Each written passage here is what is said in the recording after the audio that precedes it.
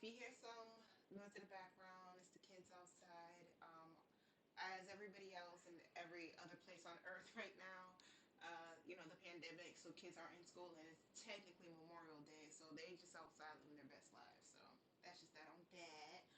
Um, yeah, and it's like the internet's a little janky. It's because it's been raining since Friday, not even Friday night.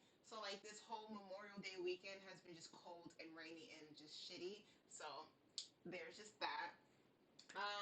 Looking at the analytics of my videos, people tend to really capture the first couple of, I said like 20 minutes and then they kind of drift off, which is fine. So I'm gonna do the announcements early and then we're just gonna jump right into the topic. So I'm doing a live every single day, weekday, because I want my weekends to myself. I'm gonna do a live every single weekday in regards to different topics that I want to explore on this channel. But this channel will mostly focus on spirituality and divested pro black women speaking their truth as to who they are and why they have divested. This is not an interview, this is not an interrogation, but I want pro divested black women to have a safe space to be like, I'm divested because of this, I'm divested because of that. And to give a little bit of background information, this is again not interrogation. You don't need top flight security. This is not, what your ID badge look like. It's really just this is the code name that I'm going by. This is my age, this is my location, Wisconsin, whatever, and this is why I'm divested. So I want to have two segments on this channel, one on Wednesdays, one on Fridays. The one on Wednesday is going to be called Spiritual Hour, but hour is spelled like EYE, like the eyes on your face, and hour like OUR. So it's a play on words and it's just an hour where it's kind of like an advice columnist. You can send in your questions via email and tell me like what would you like to know from the spiritual side. So what would you like to know through tarot? What would you like to know in regards to what the spiritual guides have to say about your questions? So if you have questions or whatever, send them via email and then I'll organize and reach back out to you and tell you if your question was selected for whatever segment that we do. You might be the first question, you might be the third question, you might be next week's question. Who knows? I won't know until you send the question. And you can always send a question through email, and my email is BlackWomanVibes, BlackWomanVibes at gmail.com. The other segment I want to have on Fridays is called Why Did You Divest, Sis? And I want it to be like a live broadcast where divested pro black women call up and tell us why did you divest. Again, you don't have to use your real name. I would suggest not using your real name. But I would like to know your real age and your real location. You don't have to give me the exact digits. This is not Google Maps. You just got to tell me something as vague as like I'm on the West Coast or a little bit more specific. I'm from Washington State, whatever. And tell me your age. I would like to know your age. I would like to see a landscape of black women from different ages, different locations, even different countries calling in and saying like, this is why I divested. And it doesn't have to be a doom and gloom story, and it doesn't have to be on some I was rejected and I was hurt and the niggas didn't love me and I needed to be loved. It does not have to be that. Because you're like, girl, I'm cute, I'm fine, I got options, it is what it is. Like, whatever your story is, I would like to hear it. So, now that I put all of that out there, jazz, let's just jump right into why this live is alive. So, as you can see on your screen, the title of this video is called Cautionary Tale. Don't have that oopsie nigger baby. Now, I know on YouTube a lot of people are talking about divestment and a lot of people are talking about leveling up and hypergamy and femininity and how to get this lifestyle and how to be a part of the upper echelon of society, but these are either never been in these circles or they're guesstimating how these circles work. 2 years ago, 2018, I was dating a guy who was that nigger oopsie baby. And I'll get into that further on into the video. And this is before I completely divested. divested in mind, divested in physical, because he's a whole nigger. But I thought he was different because he was a high society nigger. But there's no such thing as high society nigger. We will get into that in this video. So he came from a background. He's from Europe, might I add. He's also from Europe, not born but raised primarily in Europe, as well as he came from upper society, not like six-figure income type of high society. What is the term? Upper income or medium upper income. Like, when I say high society, I mean his mother was able to purchase a brand new Audi for 60, not 60, 80,000 in francs, not dollars. Francs is a European currency, that's Switzerland currency, and a franc is more, um it goes more than the dollar. It's more potent than the dollar. So she paid 80K francs in cash to buy her Audi. So I want to give you scopes of, like, big bank take little bank. Like, what are we talking about when we talk about high society? What are we talking about when we're talking about hypergamy? What are we talking about when we're talking about wealthy? Okay? This is a woman who says she never deals in credit. She always deals in cash. This is a woman who has multiple properties in the United States, and she built her own home from the ground up. She built her own home, not like, brick from brick. Like, she didn't actually get in the mud and build it, but she paid, well, she did not pay for it. Her husband paid for it, but she definitely had the influence to make that thing happen. So I just wanted to give you a little bit of, like, insight when we're talking about hypergamy, we're talking about wealth, we're talking about high society. Okay, her house actually cost, if I can remember correctly, I think about 40 million francs, and I think, just off my head, doing the conversion in money, I think that would be roughly $6 or $7 million. So I'm just giving you, again, a breakdown, an insight, a little glimpse when I'm talking about upper society, hypergamy, climbing up the social ladder. So it's understood she's a woman of means. And she was able to reach this success, reach this hypergamy lifestyle, reach this level of self-made, because she had insight, she had vision, as well as she was good with money. Now, a little bit about her background. She was born in a third world nation. She came from very humble beginnings. She was raised by her father. In her, I want to say, either teens or early 20s, her father passed away, and she was able, in her own country, she was able to mingle amongst those who were in politics. So one of her good friends was a politician. So whatever happened, they done messed around and had a baby, and I guess it didn't work out. So she ended up being a single mother in her early 20s, I want to say 2021, and she had this baby. And though she wasn't extremely impoverished, or down in the sewer, but she also wasn't rolling in dough either. So she ultimately had to figure out what she was going to do with her life, what she was going to do to not only provide for her baby, but be able to provide for herself and live a decent life. And again, they're a world nation. So she ended up being able to buy a couple of properties around her country because she was good with money. Now, she had other brothers. She had brothers. I think she was the only girl, but she had brothers, and they had the same learning lessons. They had the same opportunities in regards to who was teaching them. Their father was teaching them how to get money, save money, invest with money. But she was the only one who was taking in this knowledge because, black women are very resourceful and niggers are not. So her brothers were not taking on into this knowledge because, niggers don't tend to do well with information. So she took the learning gems of her father, and she was able to invest and buy a couple of properties. But still, she was not afloat the way that she wanted to.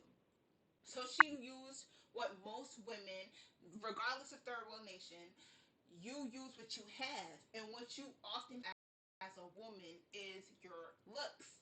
So because she was young, she was foreign, she was cute, she was petite, she was able to bounce back, and she landed herself a doctor. She landed herself a Swiss doctor. And that's how she ended up moving on into, Switzerland and living her life and so on and so forth. So fast forward, she ended up having a total of 5 children. One full-blooded maker that she had in her early 20s, two biracial boys, and two biracial little girls. Now, each man she ended up entertaining and having a relationship with, she always bettered herself with. She started off with the Naker in politics in Third World Nation. The next man she got was a doctor. And the final man that she has is a banker. Okay? Big bank takes little bank. She always climbs up the social ladder. Now, am I going to say she's a social climber? I can't really say that because I think that's something any woman should do.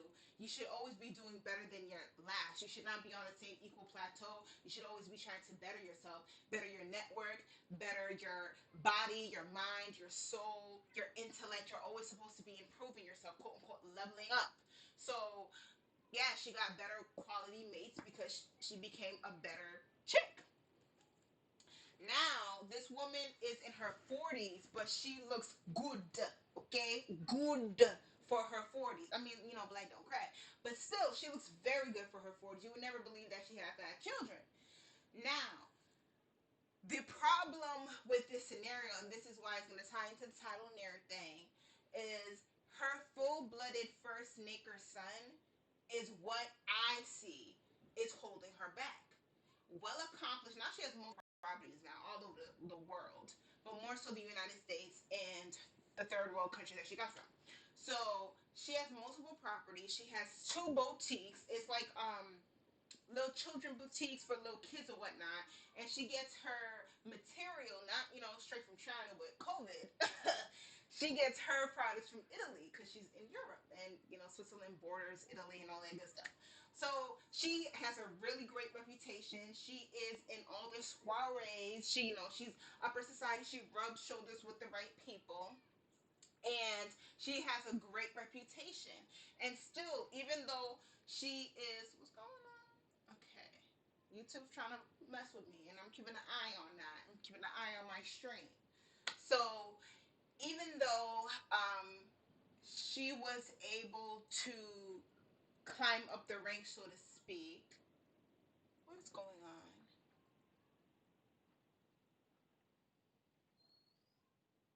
What is going on? On my end, it looks like it's still going on, so I'm gonna still speak until I feel like something's wrong. You should always be acting up, like. But anyways, like I said, she has a good reputation. People know her. She's that chick. She makes her own money. Lives by her own rules, etc., etc. She has leveled up quite a few times in her life. But the number one thorn in her spine tends to be that full-blooded Naker son. What do I mean by that? Compared to let's leave the little girls out of it because they're actually little ass girls and not even 10. But so let's take them out of the equation. But compared brother to brother, the full-blooded Naker son is obviously the older brother. But the two other biracial sons, they they're not out here like Elon Musk. They're not out here like Tesla. They're not out here ruling the world and changing it in severe progressive manners. However, they're at least afloat. They are at least copacetic. They are at least bring something to the table. They're at least not sucking on the tit of mommy. The second child, which would be the middle child, that half an acre, is actually in law school. And he is doing so well in law school that they're thinking as a family, they got the funds, so it doesn't really, the funds ain't really the whole tripping thing about it. It's more so like, do we really want to do it? And then, like, will it pay off at the end? So they're thinking, once he gets to the point of graduating and needing to go to graduate school and all that other extra process of becoming a lawyer, that they would pay tuition for this middle son to go to Harvard in the United States. So again, the money aspect isn't the issue. I mean, shit, your biological father is a doctor, and your stepfather is a banker, and your mama got money. So like, money ain't even an issue. It's if we invest in you, if we back you up, will this be an investment? Of course, for you and your education and your future and all that jazz. But if I invest in you, am I tricking off 100K? Am I tricking off 250K? If am I tricking off $1 million? Because if that's the case, then nah, we not gonna put it behind you, because like, money's still money. Even if you're wealthy or you're poor, money's still money. No one wants to lose their money. No one wants to trick off their money. No one wants to be scammed out their money. So he's good for it. So that's not even an issue. He's really good for it. He brings their grades and all that good stuff. And it's good to have that underneath your belt, that you're international. You speak multiple languages, which is, side note, a great thing about dating European men, the fact that most times than not they do speak more than one language. For those who are not interested in that, I mean, it is what it is. But for me, I find that very, very attractive that you speak multiple languages, because it, to me, it says that you are a world traveler. To me, it says that you are able to connect with multiple people in multiple cultures, and it just says that you're worldly. I like that. So, all the children, I believe, speak more than one language, especially the sons. So, we got that. Boom. The middle child, he about to do great things. The youngest child, he is, at the time, he was 16. So he was that floating age where you think you know it all, but you really don't know it all, and you think you know who you are, but you don't really know who you are. You think you're really cool, but you're really lame. Like, you're in that space, and everybody has been in that space, because everybody has been at least 16 before. Like, duh. So he wasn't a bad kid, but he wasn't, straight laced either, because he had that whole not Hotep, not at all, but he had that Rastafari energy. He had dreads, though he really couldn't do the dreads thing because he had the quote unquote good hair. It's easier to dread up quote unquote bad, nappy, 4C, whatever hair than it is to dread up looser, nicer, softer, whatever you want to call it, hair, because it doesn't really hold, and it's hard to actually dread it up because it really doesn't want to dread up. Whereas 4C hair, you don't touch that thing for a week, all of a sudden they're mixing and mingling. They're tied together. They're playing Twister with each other. Other looser textured hair don't really do that. But he was all into that aesthetic. And he did a little known marijuana on the side. But he still went to school. He still maintained his grades. He was still an overall good kid. Now, when it came to the older full-blooded Naker son, he was always the one who needed assistance. Always calling up mama for money. Always trying to figure out how he's going to finesse and take corners. Even though he grew up in Europe, even though the majority of his upbringing and understanding of the world and building blocks, developmental cycles happen in Europe, he gravitated towards Naker energy. What do I mean, Naker energy? I mean Naker culture, hip hop culture, rap culture, gangster rap, trap rap. He gravitated towards that even when he wasn't from that culture. What do I mean that he gravitated towards that even though he wasn't from that culture? One thing I figured out when I went to Europe, and it kind of happened to me for me to understand it because I didn't really understand it, and this is because I didn't travel internationally beforehand, as well as I was under the umbrella, not in this period of my life, earlier, of the we black, everybody's black, Pan Africanism, and all that other goofy hotep shit.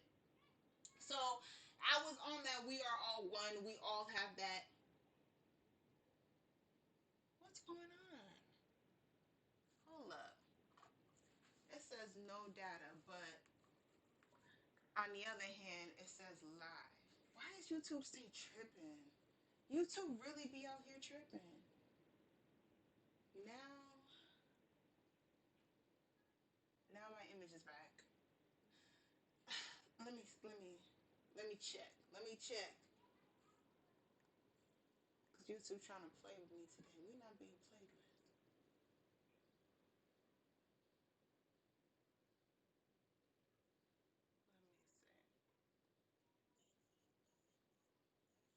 Okay, okay. It does say I'm live.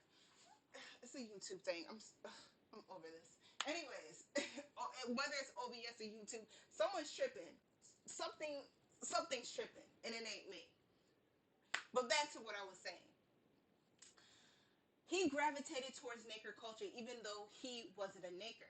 And when you travel internationally, people see you as your nation and not so much your race. That's something I discovered traveling internationally. When you're in the United States, everything is so black and white. Everything is, if you're black, if you're white, if you're Asian, if you're this, that. But when you travel internationally, it really is what is your country? Where are you from? Because people would refer to me more so as American than they would refer to me more so as black. And I thought that was, well, I am from the United States, and maybe you never met someone from the United States, or maybe you don't see color. But when I met other black people who were from Europe, but they weren't American, and they were either from Africa, mostly from Africa, or sometimes even from the Caribbean, they would refer to me also as American, and they would not refer to me as black. And another weird, not weird, but an interesting optics of sorts is that when you travel internationally and they figure that you're American, you're black American, the same, I swear to you, the same optics as white kids from the suburbs who've never met a black person before, or they're from the corn circles of Wisconsin or whatever the fuck, or Idaho or wherever, and they don't really people of black culture, black customs, and they see it through like hip hop lenses, they see it through reality TV. The same type of like stereotypical caricature blackness is the same thing foreign blacks will label in American blacks. And it doesn't matter if you are black American, ADOS, Jamaican American, Nigerian American, it doesn't matter. If they think you're from the United States, they really think like Rihanna, and like you're from the trap houses of Bankhead, and that you gang ties and you blooded up and you swoop. They see you through the same what the fuck lenses, which is very, very, very small minded, but it's also like you have clearly never been to America, and you clearly watch too much TV.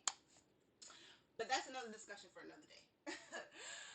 um, but yes, he was entranced by that nigger culture.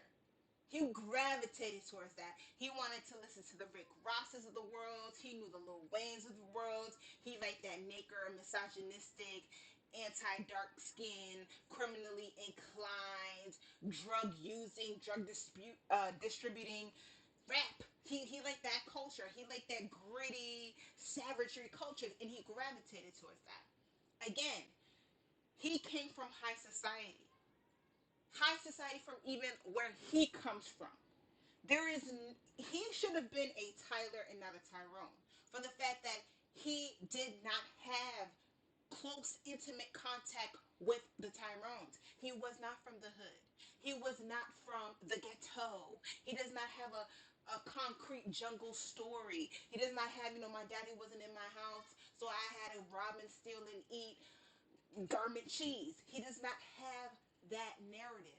But yet and still, he gravitated towards that narrative. He wanted to embody the Naker energy, literally cosplaying in poor black American culture. Even though he was foreign, he was European, he was higher society, and he had no struggle experience. because literally his mother hustled and grinded and leveled up to make sure he did not have that experience. He was not raised in that circumstance. Yet and still he gravitated towards that energy because something about that niggerism attracted him, made him feel like a quote unquote real nigga. And that's the term he always used. I'm a real nigga.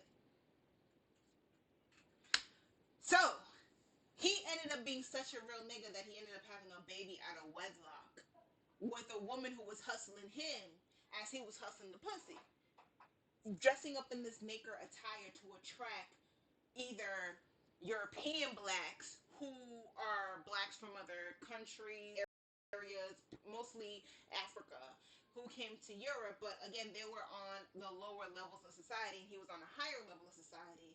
And to him, to prove that, he's that nigga, he put on the Black American cosplay customs to elevate his status amongst his peers. It wasn't just a class thing, and it wasn't just a wealth thing, but it was also a cultural thing and his status that he was cosplaying in.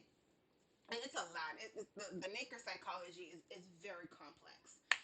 So, as he was hustling for the pussy, she was hustling for his money because they saw him as, the golden boy, the golden ticket, because he lived on the other side of town. He lived in the gated community. He had this and that exposure. Meanwhile, their parents was either house cleaners or home health aides or whatever, and he did not have that experience.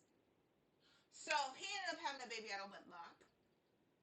And instead of doing the righteous thing by, saying it is what it is, I got played, she hustled me like I was hustling her, gotta take care of this kid, it is what it is, he decided to leave Switzerland to come to the United States to, again, have that arrested development because makers are so good at evading responsibility, evading accountability, doing what they're supposed to do as men because they don't like being men. They like perpetual boyhood. And if he's cosplaying in Black American aesthetics, then why not live the Black American experience, even if it is vicariously? So he ends up telling his family that he wants to escape. Long-winded, but stick with me. He wants to escape Switzerland because it's so boring. It's this, that, and the third, which is not up with that. But anyways, so his family ended up saying, you know what? If you want to study United States, you want to make something out of yourself, you want room to grow and develop yourself as a man, you feel like there's more opportunities, we're going to support you. Long story short, the Naker did Naker shit. He doubled down on the Nakerism. What do I mean double down by the Nakerism? Well, when in Rome, you do like the Romans, and no different like the black men who migrated from the south and went into the north to fuck around with white women, to fuck around with black women, skeet and delete, skeet and skedaddle. The same, there's no difference than them coming up to the north, starting trouble, getting into some dumb naked shit, gambling, criminality, the drug game. No different. He came to the United States, and though it was under the guise of studying and getting an education, what he was mostly focused on was doing the same shit he was doing in Switzerland and the United States, which is cosplaying in poor Black American culture. So he wanted the Mustang so he could pull up and be cool to the Nakers, even though he ended up getting robbed for his fucking Mustang, which is a story in itself. But he wanted to be with the guys on the corner, the dudes who's, selling a little something. He wanted to kick it with the dudes who had this girl and that girl and playing her for this, that, and the third. He wanted to be involved in the rapid sexual prowess and just slinging dick like Tic Tac. He wanted to be involved in that gang ties and affiliation and that homoeroticism, not necessarily gay, but more so having that bro code, having that fraternity, having that Naker respect, so to speak. So 5 years pass by and he has nothing to show for it. English is still poor, has no degree to back him up, and he's every single moment he can is calling up his mother to deplete her. Meanwhile, the other kids, they're doing fairly well. The other kids, they're progressing. The other kids are model children. No out of wedlock babies, has a job that maybe don't pay everything. They still stay at home. And when you got a big old home like that, you can stay at home, God damn it. But you're still doing what you need to do. You're not asking your mom for gas money because you work a little job and you can put gas in your car. You're not asking your mother for food money because you got enough, pocket money to go to McDonald's or go to a pizzeria to gelato or whatever you want. You got it. Maybe not enough to, ball out of control, but you got enough to maintain yourself. And not only enough to maintain yourself, but you have enough to even maintain a little girlfriend because you're becoming an independent man. You're latching off on the titty so you can stand on your own 2 feet as a man. Because you understand that women don't respect you when you're on your mama's titty, as well as no woman wants to compete with a mother. And no woman is truly gonna respect you if you're still on your mama's titty. But the fully black nigger son refused to understand that because in his mind, he still wanted to be kept. In his mind, he wanted to be a kept sugar baby. Because the mother was seen as the ATM. And the cosplaying and black poor American aesthetic was the thing to do. That was the goal. That was the creme de la creme to him. White society that has the expectations of you being a man and pulling your he could not live up to that expectation. He rebelled against that expectation. But for some reason, the poor black American aesthetic was appealing to him. Because when you know that you got a get out of jail free card, when you know that you have support, when you know that you have someone who's always going to pull strings for you, you can be careless because you don't have a I only have so if I fuck this shit up, that's my ass. They're gonna tag my ass, that's it. When you know that your parents can buy you a high priced lawyer if you ever get into some fuck shit, knowing that your parents can always put you on a first class flight back home, the fact that you can go to sleep and wake up and have X amount of money wired to your bank account, you live life as if there is no tomorrow. You live life as if you are jumping out of a plane because it's always an adrenaline rush because there's nothing that is going to stop you because there is no ground. It's like you're free falling. There's nothing that's going to hold you back because you always have the security of your mama bailing you out. May not be something that you say out loud, but you know that in the back of your head, so you never feel the need to stand up on your own 2 feet. And we already know there's something genetically off about Nakers. We already know that Nakers have no shame in living off of women, using women, taking advantage of women, playing women, and so on and so forth. So we already know that about Nakers. So when you have a Naker who's just spoiled, that psychology is 10 times deep because in their mind, you owe it to me. You're my mother. You owe it to me because you got it. You owe it to me because I'm a different class. I'm not from here. I don't look like the people around you. It's harder for me to fit in. It's harder for me to get a leg up in this white upper echelon society. So that because you were able to integrate, you were able to blend yourself within the society, even though you're a black woman, even though there will be white women who try you, white women who disparage you, white women who try to compete with you, but because you were able to better fit into this society and you were able to get a little bit of a leg up, then you owe it to me to go above and beyond to make sure that I'm good as well. Two, even if I don't earn it, even if I don't put the work in, even if I do the bare basic, because not only am I mama's little boy, even though I'm in my 20s, I'm also a poor little rich kid. It's so hard for me because I'm rich by association. trust fund kid. And it's also hard for me because I don't look like everybody else. I'm black, I'm tall, I'm ambiguous. All these stereotypes are working against me. So whenever I do try, I always get knocked down. So even if I don't try, you owe it to make sure that I'm always on my 2 feet because you're my mother and you owe it to me. That entitlement does not end even when they are in upper society. So, long story short, he has nothing to offer. And he will never have anything to offer because we talked about the arrested development of niggers. We talked about their entitlement. But they also don't see black women as women. They don't see black women as the prize. They don't see black women as some entity to protect, to love, to respect, to honor. They see black women as something to use to their best advantage, even when that black woman is their mother. And again, because he is not able to navigate white society, not because he's foreign, because he could tell you goes with what play and how the politics are arranged, but he does not see the importance in that. Why? Because he values that real nigga energy, which is the black American poor customs, because he values that. Values the trap energy, that thug hood energy, that coming out the mouth threatening, popping off, woo woo woo, uneducated energy.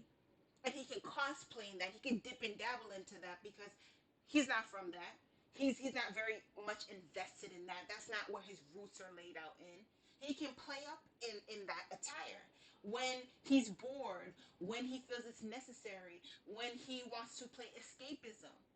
But that real life society that he is not necessarily bred in, but was raised in, there's expectations. You just can't be given the baton or given the keys or given the golden ticket. You have to earn it. That's real manhood. But the black American aesthetic, to him, that was escapism. That was cosplay. It's no different if y'all ever watched the movie Malibu Most Wanted. It's that energy. Better yet, you see this in real life. Nigger fishing. You see that with white women, but white men do it too.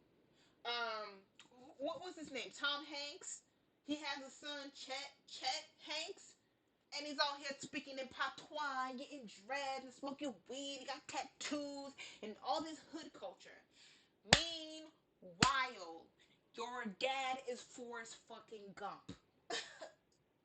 But you want to dibble and daddle into hood aesthetics because when you're tired of this shit, when you're in your late 30s and you want to clean up and it's just not fun anymore, it's not exciting anymore, you're not getting enough, you ran through all the black coochie that you could. Now you can always remove the tattoos, undread your head, or just cut the shit off. You can drop the patois and the Jamaican patty, and you can walk into white society and clean yourself up as if you never dibble and dabble into that slum culture. And I'm saying this from the mentality of people who cosplay in that poor black American, but it could also be Caribbean American or African culture or whatever it is. You play into that and you pick and choose which betters you, which excites you, which is more applicable and adaptable to your best advantage. And then once you're done with it, you drop it like a bad habit. You kind of see that thing going on with Doja Cat, and if you would like my commentary on the whole Doja Cat situation, just leave your comment below. So the mother, because even when you make it to high society, you have to cut the nigger off because the nigger is a fucking cancer. Even though the mother has elevated herself beyond her wildest dreams, she's still a fucking mammy. Not only is she a mammy to her naked ass son, but she's a mammy to the black men in her family because they guilt trip her. They tell her, well, because you made it successfully, because you have your own business, because you have money, you owe it to us, your brothers, to watch out for us. We're family. You owe it to us to make sure that we stand on our own 2 feet, that we too get our own money. And because we can't get a bank loan, and because we don't make enough money to invest, and you have so much money, wouldn't it be unfair of you? Wouldn't it be greedy of you? Wouldn't it be a bad sister of you? Give us money. And because she's always guilt tripped for the decisions that she made, the way she navigated life to get her to the position that she's in, she should be a whole motivational speaker. She needs to write a book or a few, goddamn it, because she really went from nothing to something. And that is very, very commendable. That's very iconic. That's very business minded, and a lot of people don't have that. Woman, man, black, white, a lot of people don't have that, especially when you come from literally the bottom. So they use that against her, no different than her nigger ass son. And you would think, you're my son, you come from my womb. I grinded from nothing to something with you. You would align with me. You would understand me. You would have favor for me. You would do me better. But that's not the Naker. That's not within the Naker psychology. So her brothers had her spend over 100K in money and investments and bullshit that they wanted her to put money into, and it didn't manifest into anything. It doesn't manifest into anything. They ended up tricking off the money. They couldn't upkeep the property. They didn't read the fine lines. They don't know how to do contracting. There's no business bone in them. But because she's the lifeline, she's the mammy, they call her up and she answers. And even though she doesn't want to answer, even though they do her greasy, well, you got money, so why can't you buy this? Why can't you splurge on this? Why can't you put money on that? Well, that sounds greedy. That's not sisterly of you. Well, we're family. Because they're able to guilt trip her and she's allowing them to manipulate her, she gives it, even though she knows, because every black woman knows, whether you rich or poor, you know them niggas would never do the same as you do for them, and you know this, and you still get on your mammy boots, and you still go hard in the paint for them, knowing that they would not return the favor. So she has allowed herself to be dispensable and be an ATM for niggers who use and abuse and discard her. And I remember meeting her and talking to her, and she literally had so much pain in her eyes. She literally had so much baggage, and she just felt like, what was this all worth it? In a sense of like, yes, I'm that bitch. Yes, I got money. Yes, I got jewelry. Yes, I got a big house. Yes, I got this and the third. But she was literally the saying where it goes, money does not buy you happiness, because she still got niggas in her pocket. The nigga that she birthed is in her motherfucking pocket. Her brothers who see her nothing but an ATM then throw it in her face as if she's wrong for having high taste, as if she's wrong for building herself up, as if she's wrong for elevating herself and being hypergamous and climbing up the social rank. They use it against her as if they did not have the same starting point, the same third world country, the same father, the same experiences. They use it against her as if she did something and she had something that they didn't have, or she had some secret back pocket agenda. And what it really comes down to is that she's a woman, and a man can never use his manly wiles to get things done in his favor. Even as a gay man, even as a gay escort man, you might get a little action, a lot of action actually, a lot of action. And you might get gifts, you might get money, but you can't charm in a manner that a woman can. And it's not just about the woman's body, the breast, the ass, the vagina. It's also the presence of a woman. It's also the intellect of a woman. It's also a woman knowing when to strike like a tiger mom, and also to be soft and dainty like a white rose. You don't have that essence, that je ne sais quoi, that force, that power, that energy that a woman has. And that's what they're truly jealous of. And you see this with us as divested women. Whenever we say, I can get a high quality man. Like, I can climb the social ladder. Like, I'm gonna be hypergamous. Like, you want my time, you gotta have the money. You ain't got the money, I ain't got the time. That's just it is what it is. They get upset because you can actually demand and require certain things that they cannot as men. A woman can walk into the room and be like, I'm broke, I'm cute, give me money. And there's men who be like, you know what? Fuck it. Hit $100. Here's $20. Here's $5. Here's whatever you want. And there was actually just spirit just lay this on my head, lay this on my chest. I remember a long time ago because I used to watch the show. Um, what was it called? What would you do with that Mexican guy? And there was a skit or whatever reaction thing where there was this cute little white girl who had like one of those cardboard box signs, for people who are homeless. And it literally said, I need money for makeup, give me money. And men and women, but mostly men, would come out of pocket and put money in her cup just for makeup. Now they did the same experience, but she wasn't a cute little white girl. She was just a white girl. She was basic. She was plain, and she looked homeless. And she literally had a sign that says, "I need food for money. I need money for food." I don't know why I reversed it, but I need money for food. She had damn near nothing in her cup. A couple of change, a couple of dollars. But when she asked for the makeup, that's when she was able to have enough money to walk into Mac and buy up whatever the hell she wanted to buy up. So there is no morality in this thing, okay? There is no morality when you're trying to do the hypergamous thing. There's no playing by the rules when you're trying to do this hypergamous thing.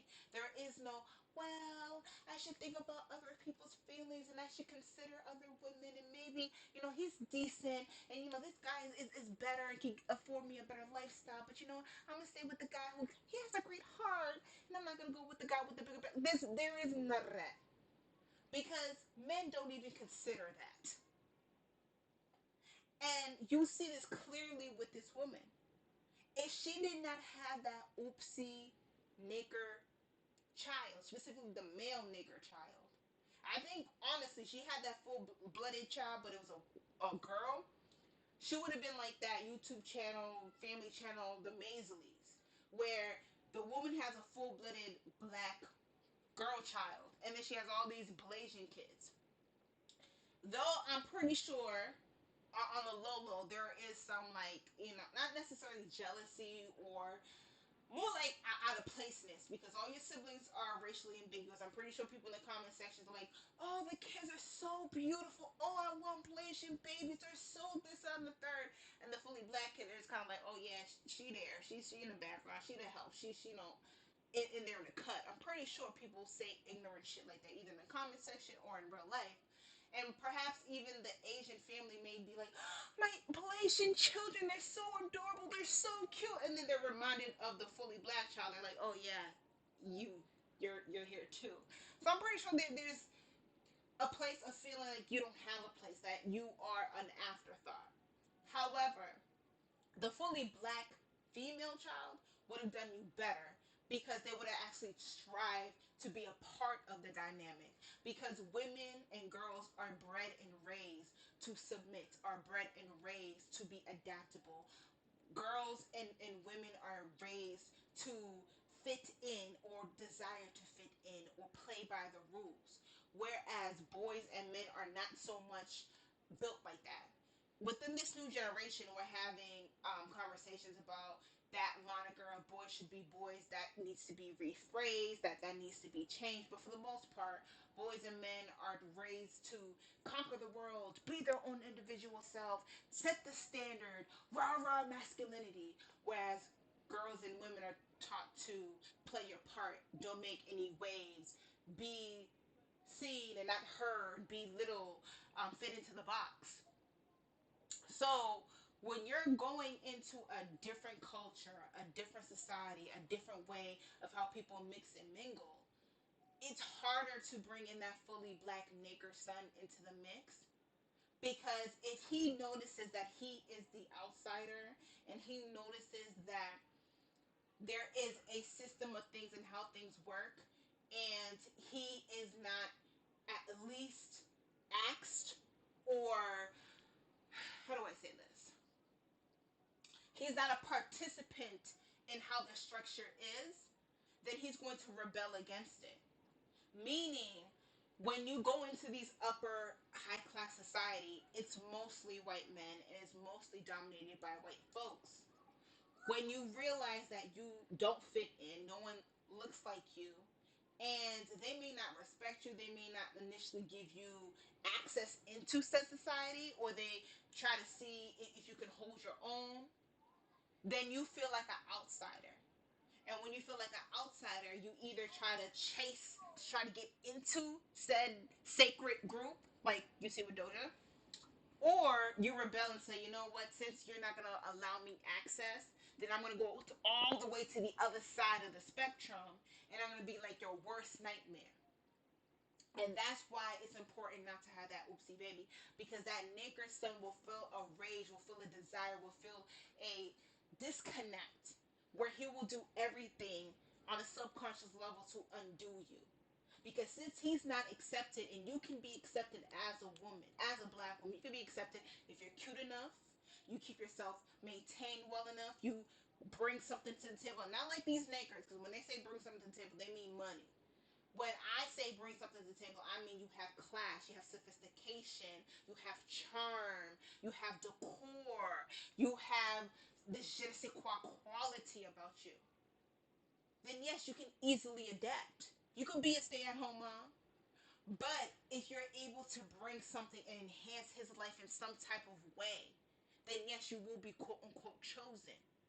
But when you are a naker, especially a naker boy, it's not as easy for you to adapt, because you're either going to have to, this is on some man shit, you're going to have to become a eunuch, whether psychologically or physically, to adapt into this white society. That's why oftentimes when you meet Tylers are supposedly the opposites of Tyrones, but they're not. When you meet a Tyler, he's supposedly, I'm a black guy, but I was raised around, white people. I like anime. I was raised in the suburbs. I'm a black guy, but I sound white. They're one of them motherfuckers, right? But they're all into the MGTOW shit. They're all into the incel shit. They have the same warped view about black women in particular. They feel that they should be chosen better. This is the dynamic of the I'm the good black man. I'm the educated lame black man, right? But what you don't give him play, you don't give him attention, you overlook him, that rage comes out. That vitriol comes out. The misogynoir comes out, right? Because they think they're so good, they're so better. How dare you, you fucking cum bucket, you fucking slut, you fucking black bitch. How dare you not choose me? And the real them comes out. They're no different than motherfucking Tyrone. They dress it better. That's the only difference. But anyways, usually they try to tie themselves into the Tyler category if they're trying to get into a society, which is a psychological castration. They become a psychological eunuch. But a lot of them don't want to do that. So then they go into the opposite spectrum, and they become the little boozies and the, what is it, Migos and the Lil Waynes and them niggas. Because to them, that's being a quote unquote real black man. There is no Malcolm in their image of becoming a real black man. There's no, I come home to my wife, I'm good to my wife, I take care of my children, I pay the bills. There is no, like, for example, Lennon Honor or was it Lennon? I believe that's his name. Lennon Honor, his YouTube channel. A black man married to a black woman who has black kids, been together for almost damn near 20 years, teaches about manhood, teaches about how black men can be better men, and he points out and he calls their shit out to the carpet and says, do better. He stays on Umar Johnson's neck. Or Shoemaker, whatever the fuck his name is today, because that nigga stay lying with his narcissistic ass, scamming ass. But anyways, there is no in between. There is no righteous black man. It's either you become a Tyler or you become a full-blooded ass maker from Elm Street or Blackistan. And this is why it's important to not even have the oopsie baby to begin with. Because honestly, if you leveling up, regardless if he's a maker or not, it could be a girl child, it could be a boy child. It the great thing about getting into relationships when you're child free and STD free is the person you're going to go into a relationship with, they have nothing. There's no paper trail, there's no receipt, there's nothing to show from your past. You're essentially a clean slate until you tell about your past and you divulge about the things that you've been through. But for the most part, on the surface level, you're a blank slate. When you have a child, that's literally a walking receipt of your past. So when you're trying to build a new venture, a new relationship, a new whatever with a different person, when you have that child, it's a reminder that you have a past. And men are very egotistical. And men swear up and down that they are the best and that no one can do it like them and they'll make you forget about your past and the dick is too good and all this other goofy shit. Men love their egos being stroked and they love being the primary focus and they love being or thinking of themselves as the first and only. That's why whenever there's a woman who's a virgin in the room, that's the first man. There's men who are gunning at that woman. She's the first woman in their eyesight because they're trying to be the first one to take it. So when you have that child, it's a reminder that you have a past. A. Not only do you have a past, but this past is directly connected to something that's opposite of him. Whether he's Asian, Indian, Arab, white, whatever. That fully naked child reminds him that you chose something that he is not. B. C. The statistics about step parents abusing stepchildren is astronomically high. That's something I would suggest, especially for black women who are divested and previously have a child. Vet. And not just for you, but for your child. Because again, the abuse stats, whether it's little step girls, stepchild girls, little stepchild boys, the abuse rates are astronomically high. So if you do have a child and you are trying to date interracially, you should definitely vet and you should definitely see the dynamic between that child and that man. Because if that man does not accept your child as their own and their relationship to that child is in relation to how they think and view and treat you, then that is to say, if you ever go on vacation, you die, you have to be away from home, maybe you have to take a weekend whatever work trip or whatever, and you leave that kid with that man, and he's supposed to play daddy daycare. That is to say, if you're not around, shit can get very hairy very quick. You should see how he feels about said child outside of you and how he treats said child outside of you. Period. But it's important to not even have that first oopsie baby because yes, it ties you to your past as well as if you have that oopsie baby and that oopsie baby is a fucking naker, that naker will rebel on a conscious level or a subconscious level. They will rebel. See, when white boys played that whole Malibu Most Wanted thing, that whole Chet Hank thing, it's just fun to them. It's no different than white boys listen to hip hop and they say all the N words in the song. It's no different than white boys going to rap concerts and getting all hot and bothered and talking all that criminality shit, knowing damn well they're not busting no fucking grape. You go to prep school, relax, relax. But it's escapism. It's no different than Call of Duty. It's no different than anything else these kids are into, TikTok or whatever. It's not real to them. But when the naker, who is embodiment of everything that everybody else aspires to be, the 99% aspires to be, and he's in that reality, and he sees the ins and out. He sees the illusion, but he also sees the reality in how politics is played, and he sees that he is not the captain of the ship, even though he is not necessarily the help, but he is treated as the help. He is viewed as the help. Then he bucks and he rebels, and he's not appreciative that most people would cut off their left arm on some saw shit just to have 10 minutes of his experience. He cannot see that outside of himself because he sees that he's an outsider even though he's given access.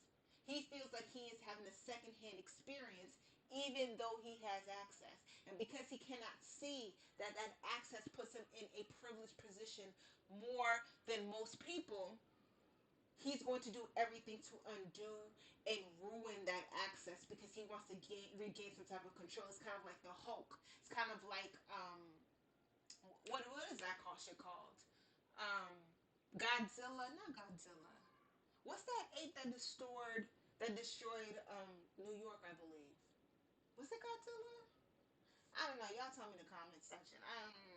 But anyways, he's gonna buck and rebel to gain some type of control, some type of power. Because if he can't be accepted as himself, whatever himself is, and he has to be accepted as a Tyler, and he does not see himself as a Tyler, he does not want to be a Tyler, then he's going to buck and rebel. And if you, as the black mother, have to answer for your nigger son, it pulls you down with him. It's kind of like the rubber band effect. You stretch, you stretch, you stretch, you stretch. But once you release one end, it snaps right back. And you are the mother who gets hit straight right back whatever actions he does. Because then it goes back to you. How is it that you bred him? You were at the gate. You brought this little nigga in here. And look at him causing havoc. How is it that you wasn't able to tie him in, reel him in, control him better, and now he's destroying the city? This is why you do not have that oopsie maker baby. Because on a subconscious level, especially when it's a maker son, he will try to undo you. Because that male ego's vicious. If their ego is not being placated to, if their ego is not being massaged, if their ego is not being recognized, then they will seek to destroy. And it's you as a black woman who's going to end up having egg on your face. Because high white society is going to look at you and be like, what is it with your womb that produced this? What is it with your womb that this is the visceral reaction that he had? What is it with your womb that you produced a little biracial who can get some act right, but the fully black nigger can't get some act right? And we don't even like niggers. That's why we built this society. That's why we have a gated society. That's why you have to be in the know. You have to be in the network. You have to be in the clubs. And we gave you a little entrance. We gave you a little bit of leeway. And you brought the nigger, and the nigger's destroying us all. You brought the cancer into this society. You gotta think about it like that. On top of the fact that having an out of wedlock baby ain't even all that great. Honestly, the struggle you're gonna have to face, the humiliation you're gonna have to face, it's not even the move. Especially for the fact that 77% of black women have children outside of wedlocks and they're struggling and they're impoverished. Like, it's not the move to have oopsie babies. But that male oopsie baby, when you're trying to climb the social ranks, he will do whatever he can to undo you on a conscious or a subconscious level. And if you don't reel that shit in, then you're going to have to answer for the decision that he made because ultimately that's your son. My son, my son, my son will never. My son, da, da, da. You're going to end up having to be the cleanup woman for his decisions. You're going to end up having to hide the body, bury the bones. You're going to have to play the publicist because he's going to fuck you over so many times that you would think he's the ops. You would think that he was jealous of you. You would think that he hates you. Because he will literally do whatever he can to undo you. Just because his ego is bruised. Because that high society does not see him as a man, but a boy. And you know that male ego is a dangerous thing. So that's all I had to say. I know I was super long-winded. I am a chatty patty ass chick. Like, I could talk until the cows come home. But hopefully y'all will catch this on the playback and y'all will understand where I'm coming from. It will resonate with y'all. And um, yeah. So this is video number 1. I'm gonna be doing videos. I'm gonna try to be doing videos every day, Monday through Friday, just so y'all understand where I'm coming from, my thought process, and all that jazz. And I want y'all to come through, be live, because I have 71 subscribers on my YouTube channel. I can see that. So all I need is about like 20 of y'all to come through. And I would prefer all, but 66 probabilities, that's not gonna happen. But I'd like a good 20 of y'all to come through when we do our segment on Wednesdays and Fridays. Wednesdays will be called Spiritual Hour. Hour spelled as EYE, as like the eyes, and Hour, OUR. So Hour, and it's about spirituality, answering questions through tarot, and advice columnist. Like, I love giving advice. I'm a whole Taurus, and I'm an earth sign, so the shit I'm gonna say is not gonna be wishy washy, and I'm actually gonna think about it because I'm also a fixed sign, so I'm not gonna give you no bullshit. I'll jump off the porch, come out the mouth, give you some terrible advice that's gonna backfire on you. Um, and yeah, like giving people advice, giving people the accurate blueprint, and it could just be something as deep or just shallow, surface level, doesn't matter. But whatever you email, let it be a paragraph long. I don't want to read no dissertations. Please, spell check the shit that you're gonna send, and I'll read it and see if it fits into the segment, and then like what order, and I'll let you know and all that good stuff. I want y'all to participate, not just in sending questions, but watch and give your commentary. I could say something, but someone in the comments may be like, nah, I don't agree. But someone in the comments could just add on to what I'm saying. So I think that would be dope. I want to answer 10 questions within 1 hour of spiritual hour where, I answer your questions live and people, give their 2 cents. And I think that would be dope. And then on Friday, we're going to do Why Did You Divest Sis? A segment for divested pro-black women to speak their mind, because everybody want to tell black women why they shouldn't divest and why they shouldn't date out and why do we date out and we're this, that, and the third. Now you'll have your own personal space to be like, no, no, no, nigger. Do not speak for me. I have divested because X and Y, Z reasons. And again, it could be totally anonymous. I'm not asking for your thumbprint. I'm not asking for your ID, your DNA, none of that. You can come in with a pseudonym. I do not care, but I would prefer for you to tell me your real age and your real location. Not your address, but just your city, your state, your coast, whatever.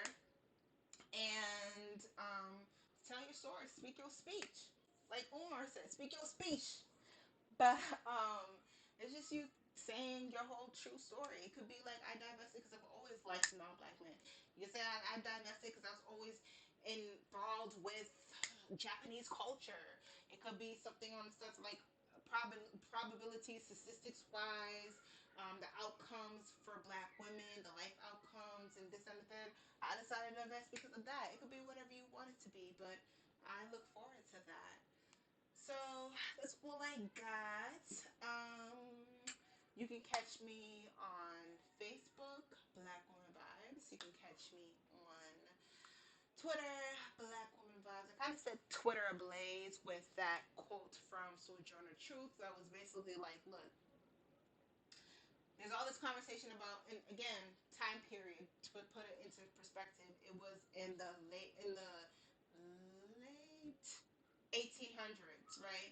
So she was talking about how everybody is in a frenzy about black men getting the vote, but no one's talking about the black woman getting the vote. And she was like, if black men get the vote before black women, it's essentially going to be a different slave master. Fast forward, because y'all don't want to listen to the prophecies of the past. You don't want to listen to black women who are progressive and talk about black women centered issues. That's why y'all jumping down Doja Cat's throat and saying, oh, she's anti black, when in actuality, she's just anti niggers. She's no different than me or you. She's not anti black per se, she's more so anti niggers. But let the mammies tell you she got an issue with all black people. And let the niggers tell you she got an issue, she's racist. But if she was gaggling, she was choking, she had snot running down her nose, blow jobbing these motherfucking niggers, then they wouldn't feel no type of way. She was out here saying dark bitches bring dark days, and she was out here saying that my hair is better than all you nappy headed hoes, and she was out here saying I could take your man, my ass is fat and I'm light skinned. Yeah, I wouldn't have said not da. But because she said what she said about Nakers, all of a sudden you want to cry tattoo tears as if these Nakers give a fuck about you. These Nakers harass you on the regular. They say your vaginas, your labias specifically, look like roast beef. And y'all accept that. Y'all don't say nothing about that. Y'all accept that. But let Doja say, I don't fuck with Nakers, all of a sudden, but these Nakers literally put, I don't want no black bitch, I'm already black. I don't need no black bitch, I'm already black. But y'all okay with that? Y'all okay? I like my bitches long hair, thick, red bone. Um, what was it goes? Beautiful black woman. I bet that bitch looks better. You don't care with all that. I like the black girls with the good hair. You accept all that, all that, all that. But let a biracial, not even a black woman, a biracial say, I don't prefer Nakers. All of a sudden it's a problem. But if she was gagging on that Naker's dick, these niggas wouldn't have an issue. Y'all need to learn that these men are not your man. These men don't give a fuck about you. They always insert themselves that they're entitled, that they have rapey intentions, and they believe that any woman that they find attractive should be attracted to them, and if they're not attracted to them, then they are the ops. Even though they go out their way to degrade women who look like me and you. You need to know when you're being played as a pawn, black women. Get it together. So Jordan Truth was telling you back in the mid 1800s that these niggas are playing you like a pawn, and over 100 years later, you still don't get it. Is it gonna really take you 1,000 years to get it? But anyways, um, yeah. So Twitter was ablaze with that quote. You can check it out. My Twitter handle is BlackWomanVibes, all one word. You can catch my podcast, Black Woman Vibes. We are on season 2. I've taken a hiatus. I've done 25 podcast episodes for this season, just like I did the previous season. And the first season was basically about black women knowing the statistics, black women knowing where we stand in the world, black women getting themselves right. And season 2 was literally holding a mirror to black women's faces because the way karma works and the way that the divine works, the same black women like what's old girl's name? Shea Butter Baby. What's old girl's name? I forgot. I could see her face in my head, but I forgot. Girl who's crying about being called a pit bull, but then turned around and rode the dick of Snoop Dogg, calling Gail a dog faced bitch. Just for them to clown her again about why she wearing fake hair and she should embrace her natural hair and all this other shit. You see what happens when you ride that naked dick? You gotta either oopsie baby or STD, but you definitely get humiliated. Regardless of whatever the outcome is, you always get humiliated. But anyways, Ari Lennox. Um, so on season 2, we just held the mirror and showing black women, this is your position in the world. This is what you have contributed. This is what these nakers think of you. This is what you have allowed these nakers to do with you. And this is how you can do better. So I don't know if there's going to be a season 3. Maybe, maybe not. I got a couple of things on my desk that I got to actually get to, and a couple of projects that I can't wait to flourish and come into manifestation. And season 3 might take a lot of my time that I will not have. I love podcasting, but it takes a lot of time. For one episode, it literally takes me 40 hours to produce one episode. Like a whole work week is one episode. And I did that 25 times for one season. And then I did it 25 times for the other season. So in total, I've done that 50 times. It's a lot of work. I love it. I enjoy it. I feel like that's what the divine has guided me to do. And I've done my part in quote unquote waking up black women. But I got bigger things to do. So I'm going to end it here. I've been talking long enough. Y'all Let me know in the comment sections how you feel about this video. If you agree, you disagree. Let me know what content you would like to see in future episodes. I know a lot of people give their commentary and their reactions and so on and so forth to trending topics. I don't really want to be that type of channel. Besides the two segments that I want to, roll out next week, I want to focus more so on things that matter to Black women that can actually improve our life and our psyche and our self love and all that good stuff. That stuff that really matters. The trendy shit, the headliner shit, it's ambulance chasing, and there's a whole lot of content creators on YouTube who chase. So you can get your fix of the latest drama there. But I don't want this channel to be a drama channel, and I don't want this channel to be chasing whatever's trendy on social media because all that shit don't matter and it's used to gaslight Black women, manipulate Black women, keep Black women consistently hypersensitive, low self-esteem, trauma bonding, codependency, and all that other shitty shit. That being said, isn't it time for Black women to live and live well? Be the best version of yourself by mastering yourself. And a part of mastering yourself is knowing the game plan, being able to foresee and foreshadow things. Having that oopsie maker baby is not impossible to integrate them into higher society, but it's going to be harder, and there's no guarantee he will fully integrate and he will fully adapt because that male ego, that's one hell of a fucking drug. With that being said, be blessed, be enlightened, be loved. I am Mo,